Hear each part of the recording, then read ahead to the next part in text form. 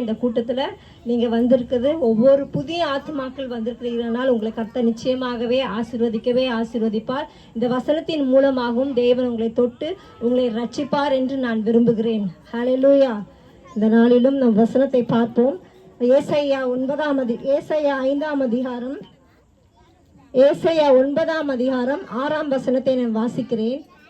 ஏசாயா, கொஞ்ச நேரம் பிள்ளைங்க ஒரு 5-10 நிமிஷம் அமைதியா இருந்தீங்கன்னா முடிச்சிருவேன் நான்.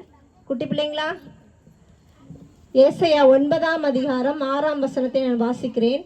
நமக்கு ஒரு பாலகன் பிறந்தார், நமக்கு ஒரு குமாரன் கொடுக்கப்பட்டார், கர்த்தத்துவம் அவர் தோளின் மேல் இருக்கும். அவர் நாமம் அதிசயமானவர், ஆலோசனை கர்த்தா, வல்லமையுள்ள தேவன், அவர் நித்திய பிதா என்று சொல்லப்படுகிறது. ஆமென். இயேசு கிறிஸ்துவுக்கு எத்தனை பேர் பாருங்க, இத்தனை பேர். அவர் நல்லவராகவே நம்மளுடைய ஒவ்வொரு குடும்பங்களிலே இருக்கிறார். இந்த நாளிலும் அவர் கூட இருப்பார். இயேசு எதற்காக இந்த பூமியிலே வந்தார் என்று நாம் பார்க்கும்பொழுது 3 காரியங்களை உங்களுக்கு முன்பாக வைக்கிறேன். முதலாவதாக, எதற்காக தேவன் இந்த பூலோகத்திலே வந்தார் என்றால், பாவிகளை ரட்சிக்க இயேசு கிறிஸ்து இந்த பூமியிலே வந்தார். ஆமென்.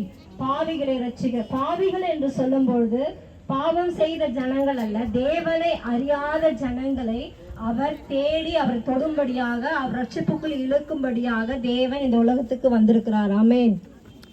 இன்னுமா என்னன்னா, அவரு எதற்காக வருகிறார் என்றால், எல்லா வேதனைகளையும் கட்டுண்டு சிறுமைப்பட்டவர்களை விடுதலையாக்கவும், பாவங்களில் இருந்து விடுதலையாக்கவும் அவர் மீட்கவே இந்த உலகத்திலே வந்தார்.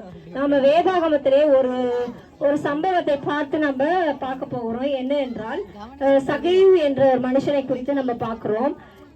புதிய ஏற்பாட்டுல லூக்கா 2ஆம் அதிகாரம் 10வது வசனம் 10வது 11ஆம் வசனத்தை நீங்க பார்த்தீர்கள் என்றால், அந்த வசனத்திலே சொல்லப்படுகிறது, சகேயு என்னப்பட்ட மனுஷனை குறித்து நம்ம பார்க்கிறோம். சகேயு என்ற மனுஷன் என்ன பண்ணாரு, அவர் அந்த நாட்டில் அவர் பெரிய ஒரு தலைவராகவும், அதல்லாத அவர் ஆயக்காரன் தலைவராகவும் அவர் இருந்தார். ஆனா அவர் என்ன பண்ண, தேவனை அறிகிற அறிவு அவருக்கு இல்லை. ஆனா அந்த நாளிலே அந்த இடத்துல என்ன பண்றாரு, இயேசு கிறிஸ்து வராரு அந்த ஊருக்கு.